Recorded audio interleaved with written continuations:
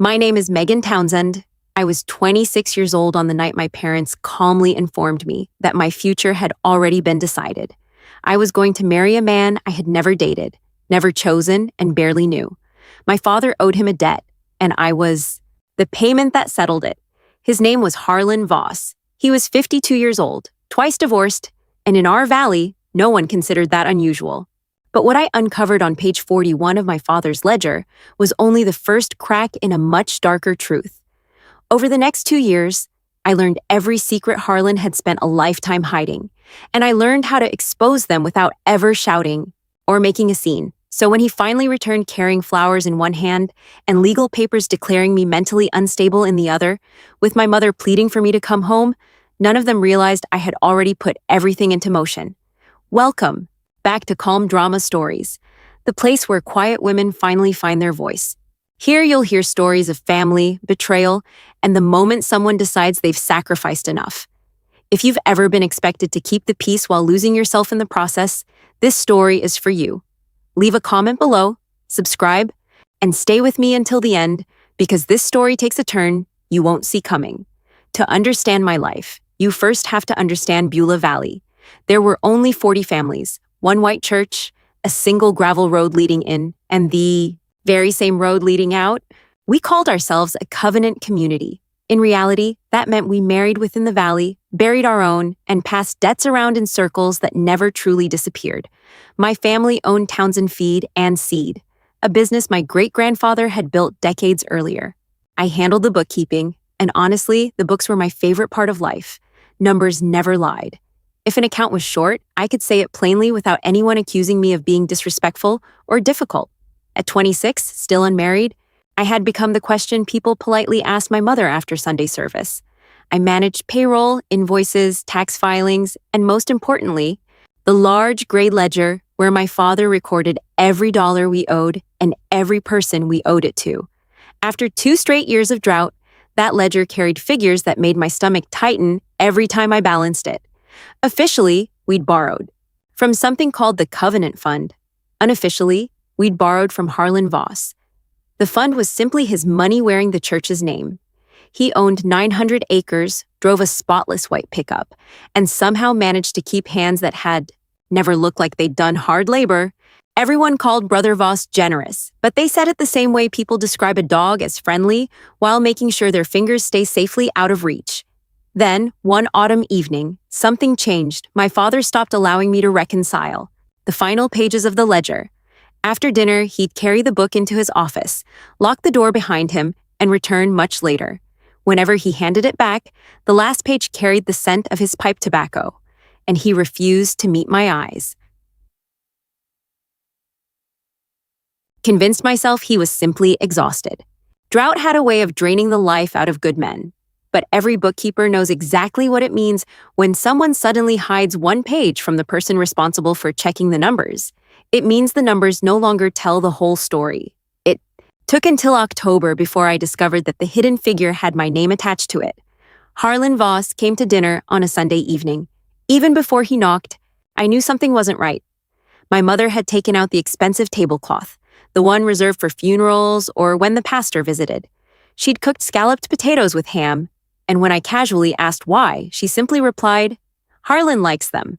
She said it like someone repeating a line she'd practiced. That was the first thing that truly frightened me. She already knew what he liked. He arrived exactly at 6 o'clock. Before taking a single bite, he complimented the meal. He was tall, impeccably dressed, smelled faintly of cedar, and spoke easily with my father about hay prices, with my mother about pie crusts, and with me, nothing. Later, I realized why. Nobody interviews the payment. After dessert, my father carefully placed his fork on the plate. "Megan," he said quietly, "Brother Voss has spoken for you." Spoken for, as if I were a package waiting at the post office. Looked around the table, expecting someone to laugh. Nobody did. My mother stared at her folded hands. My sister Ruth fixed her eyes on the window. Harlan smiled at me, the way someone admires a dependable used truck. Pleased. Confident, already convinced it belonged to him. He admitted the arrangement was sudden before explaining that an orderly home was the greatest gift a husband could ever offer a wife. Without raising my voice, I politely asked about his first two wives. Silence swallowed the room. Harlan never blinked. Never. Some women, he answered calmly, are incapable of accepting order. I pray you're different. My father finally released a breath he'd apparently been holding for weeks. Meanwhile, I did what I always did. I counted. 52 years old. 2 failed. Marriages, 900 acres. 1 enormous debt carrying my father's signature. I didn't yet know every detail of the agreement. But I knew there was an agreement because in Beulah Valley, there was always a bargain hidden beneath polite conversation, and women were always the last ones handed the bill. That night, I refused. I want that remembered because of everything they later claimed about me. I didn't scream. I didn't throw dishes. I waited until Harlan's truck disappeared down the road before quietly saying, I'm not marrying him. My father stared at the table. My mother dried a plate that was already dry. No one argued. In our family, voices never needed to be raised. Punishment arrived silently, the way frost settles overnight. The following morning, before I even woke up, my father had driven into town.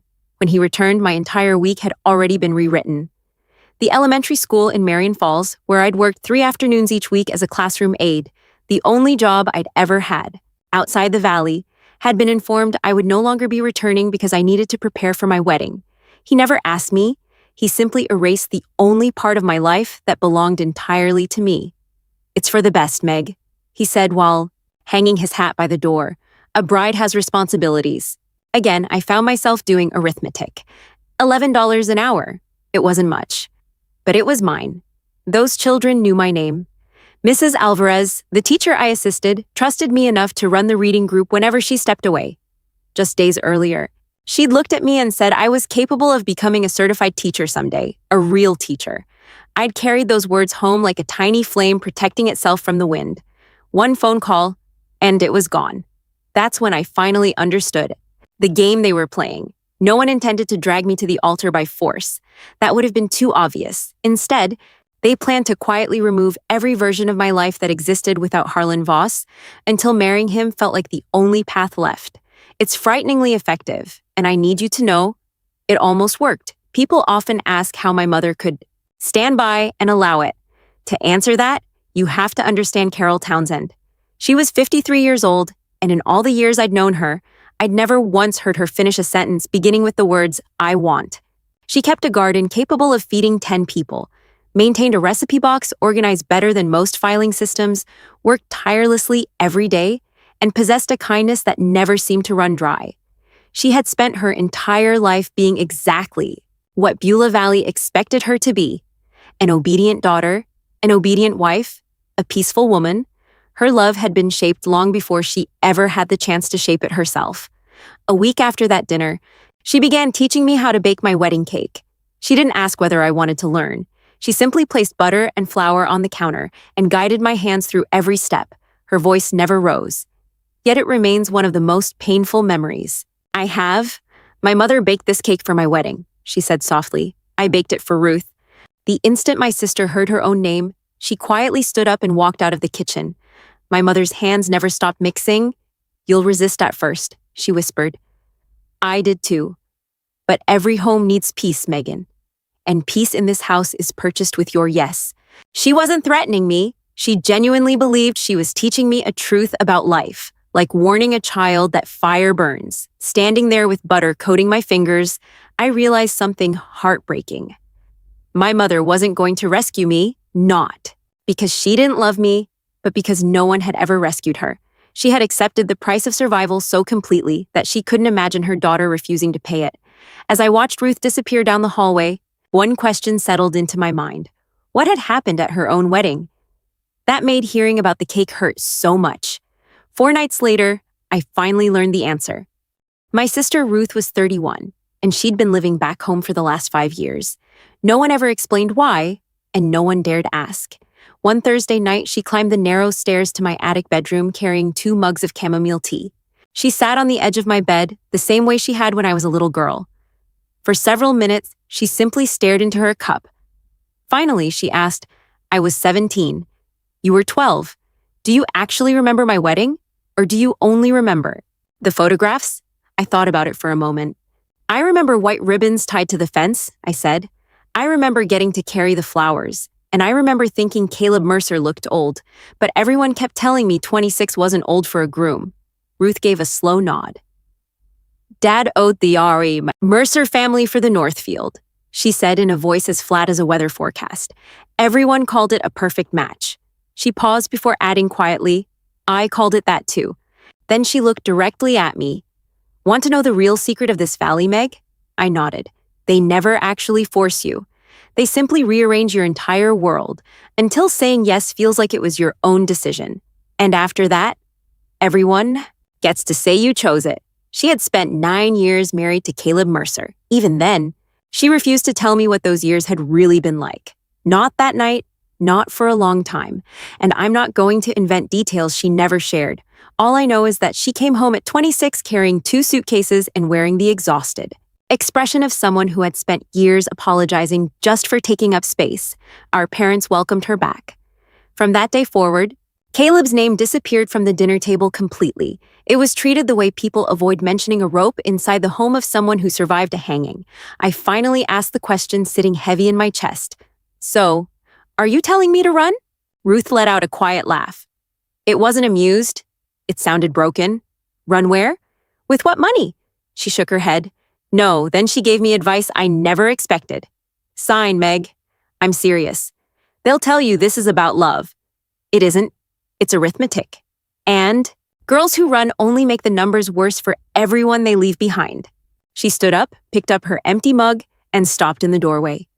Harlan isn't like Caleb, she said without turning around. He's smarter. Caleb wanted a wife. Harlan collects debts. That sentence echoed in my mind long after she closed the door. I barely slept that night, not because Harlan frightened me, but because the only person I believed might save me had just told me the safest choice was to climb willingly into the wagon. That was the ally I had in. Found page 41 on the final day of October. While closing out the monthly accounts, my father had made a rare mistake. He left the ledger sitting open on his office desk while he walked the fence line with the dog. I wasn't snooping. That understood. Balancing those books had been my responsibility for 6 years. I simply turned the pages the way I always did. When I reached the section he'd recently begun hiding, I found it. In his neat block handwriting, the covenant loan was listed $41,000. 2 years of drought, interest accumulating fast enough to make my stomach tighten. Then, beneath the balance, a single fresh entry. Dated the same Sunday, Harlan came for dinner. HV, note satisfied upon covenant. I read it twice, then a third time. Satisfied upon covenant.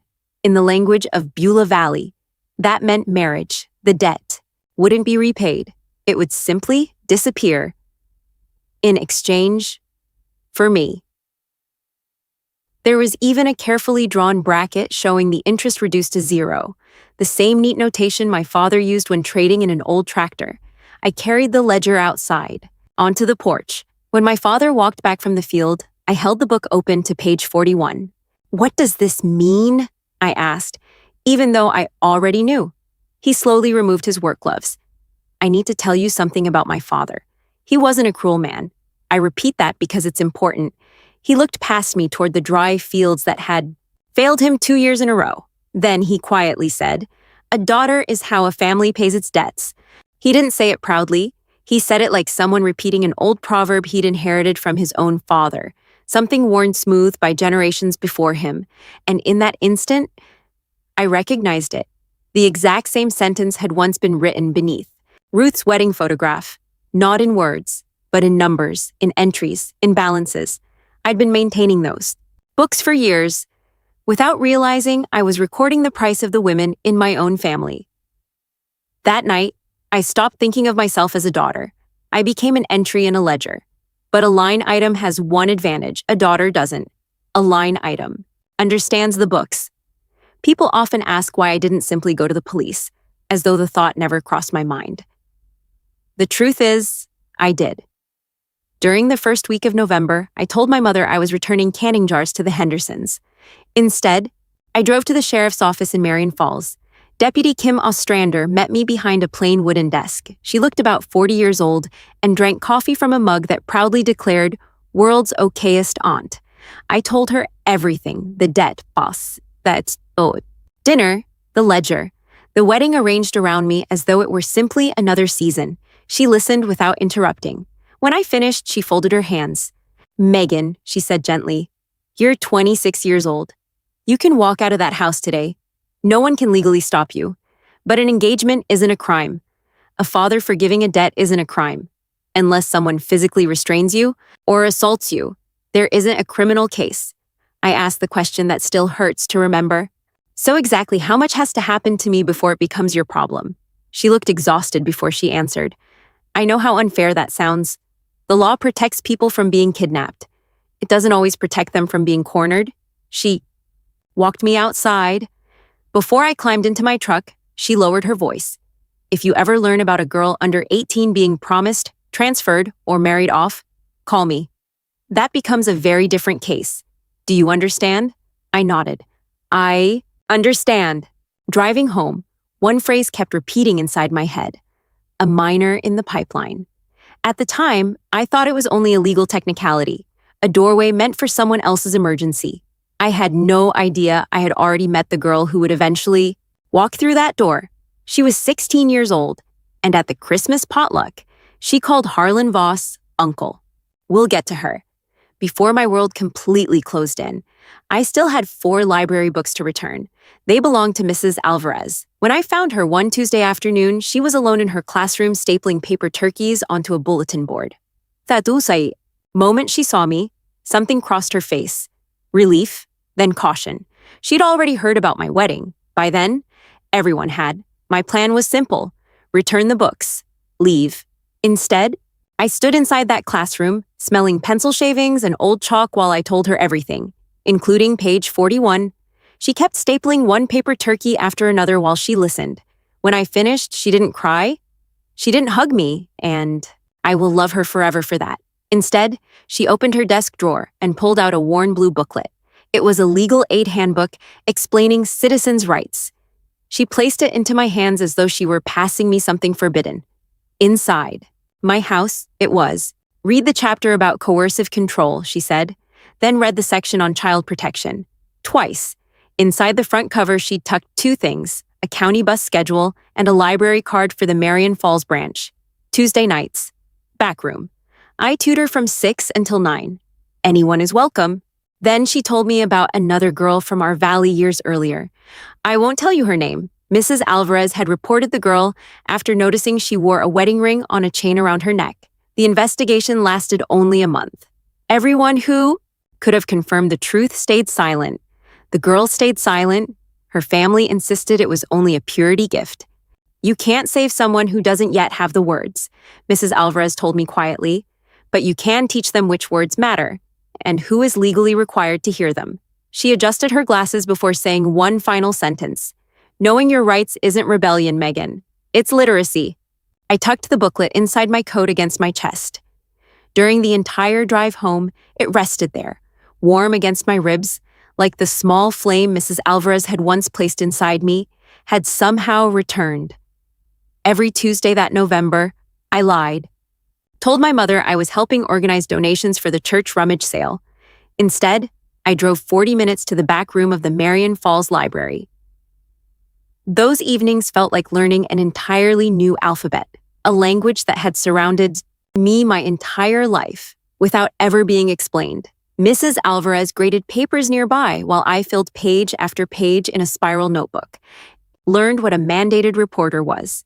Teachers, doctors, nurses, counselors, people legally required to report suspected abuse or neglect involving minors, whether families approved or not.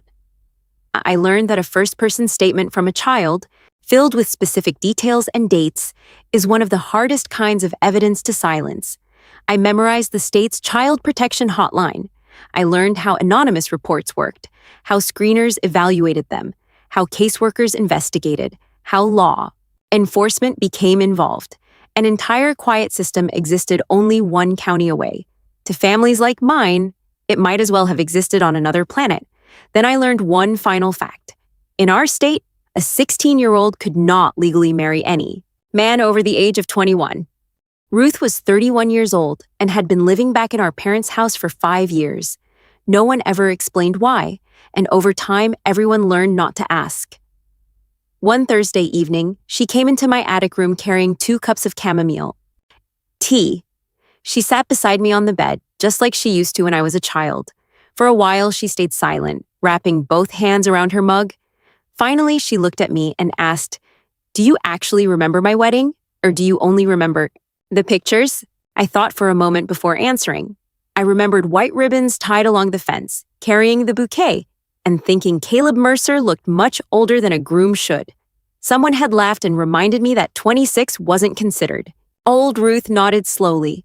"Dad owed the Mercer family because of the Northfield property," she said. "Everyone called the marriage a blessing. I convinced myself it was too." She paused before continuing. "That's the secret of this valley, Megan. No one forces you outright. They slowly remove every other choice until saying yes feels like it came from you. Later, everyone points to that yes as proof it was your decision." She spent 9 years married to Caleb, but she never described what happened during those years. Not that night, and not for a very long time. I won't invent details she never chose to share. When she returned home at 26, she carried only 2 suitcases and a look that seemed to apologize for simply existing. Our parents welcomed her back, but from that day forward, Caleb's name disappeared from every conversation, as though mentioning him would reopen an old wound. Finally asked, "Are you telling me I should run?" She let out a quiet, bitter laugh. "Run where?" she asked. "With what money?" Then she surprised me. "If you want my advice, sign the papers." She looked straight into my eyes. "They'll call it love, but it isn't. It's numbers. And whenever a girl runs away, everyone else is expected to pay the price." She stood up with her empty cup and stopped at the doorway. "Harlan is different from Caleb," she said softly. "Caleb wanted a wife? Harlan treats people like accounts that need to be settled." Those words stayed with me long after she left. A few days later, while completing the monthly bookkeeping, I found the page my father had been hiding. He'd accidentally left the ledger in his office while checking the fields. Looking through those, records wasn't unusual. It had been part of my job for years. As I reached the final section, I found the loan record. The amount had climbed to $41,000 after 2 years of drought. Below it was a fresh handwritten note dated the same Sunday Harlan came for dinner. It read, "HVS, balance cleared upon covenant." I didn't need anyone to explain what that meant. The debt wasn't going to be repaid. It was going to disappear after my marriage. At that moment, I realized I wasn't being treated like a daughter anymore. I had become another figure in the family ledger,